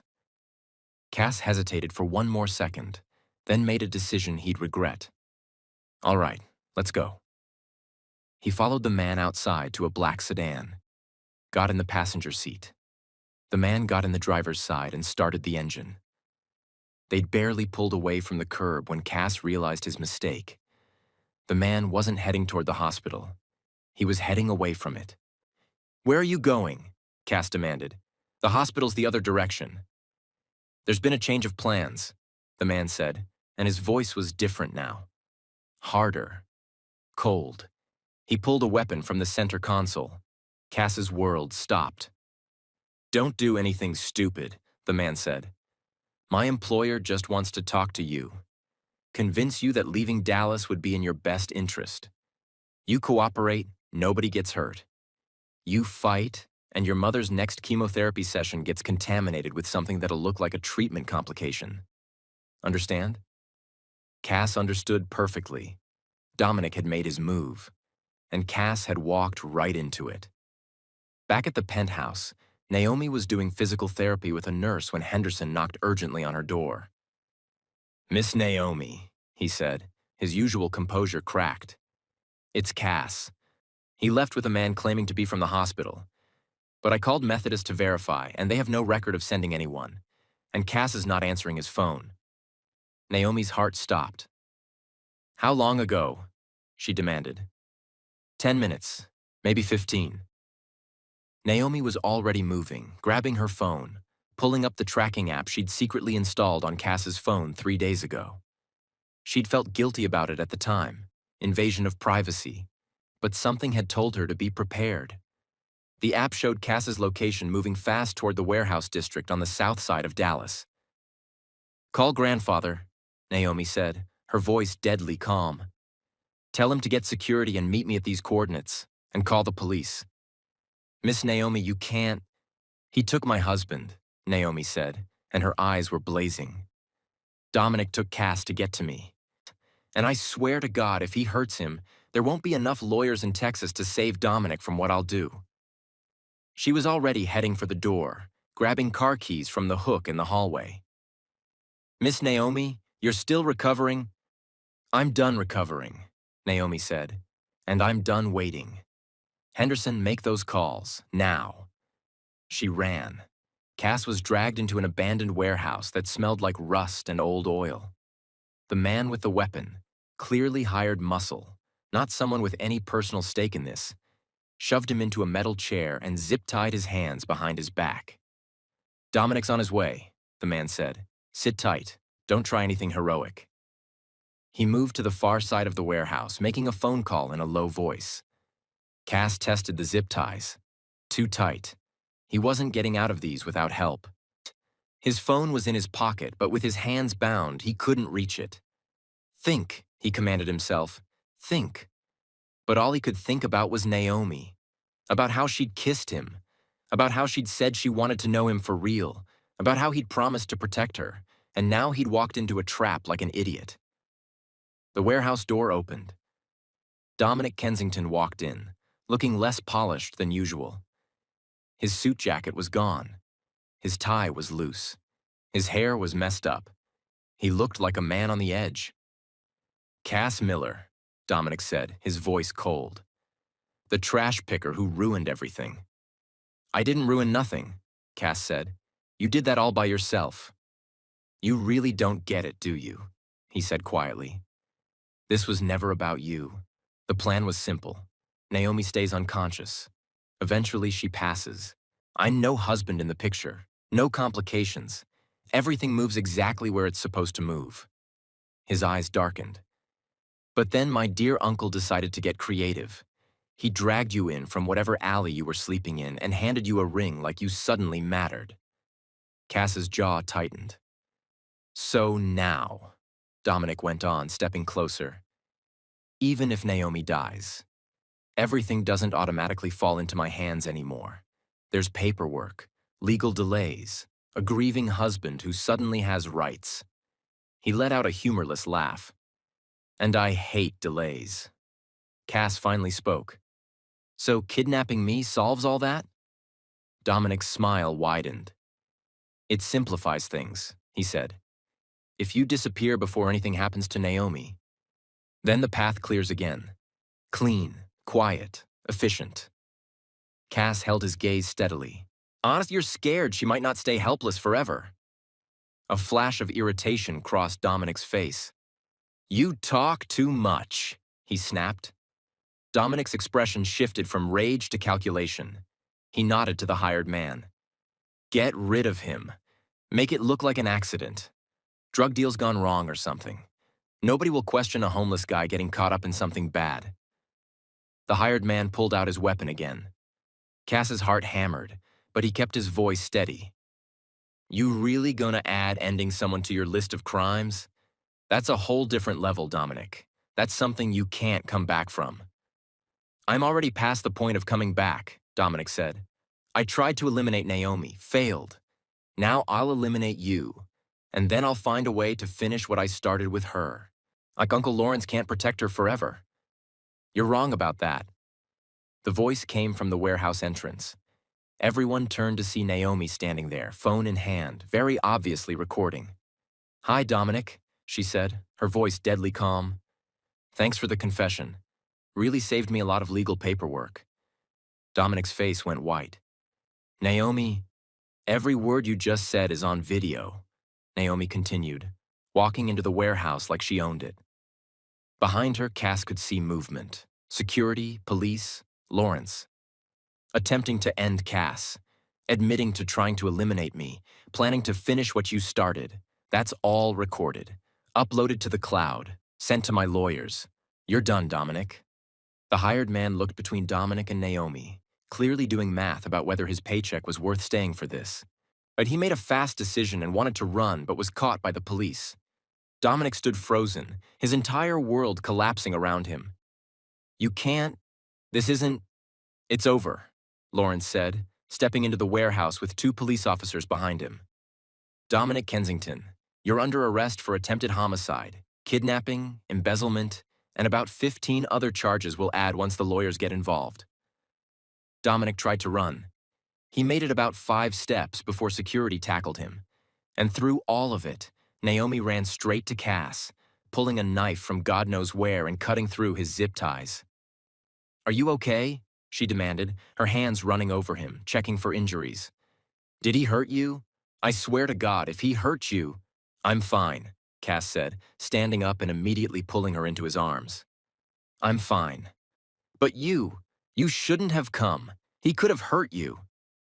He took you, Naomi said fiercely, looking up at him with blazing eyes. He took you, and I was not about to let that stand. Nobody takes what's mine. Yours? Cass repeated. Mine, Naomi confirmed. You're my husband, Cass Miller. Real or fake, that means something to me, too. That means I protect you, even if it's from your own heroic self. Cass couldn't help it. He laughed. Actually laughed. Relief and joy and adrenaline all mixing together. You're using my own words against me, he said. Learned from the best, Naomi shot back. Then he kissed her. Not a soft, brief kiss like before. This one was fierce and claiming and full of promise, and Naomi kissed him back with everything she had. 3 months later, Cass stood in front of a mirror in a private room at the Kensington Grand Hotel in downtown Dallas, adjusting his tie for the 100th time. You look fine, his mom said from her chair by the window. Martha was healthy now, the cancer in full remission, her hair grown back, color in her cheeks, life in her eyes. Stop fussing. I'm getting married, Cass said. For real this time.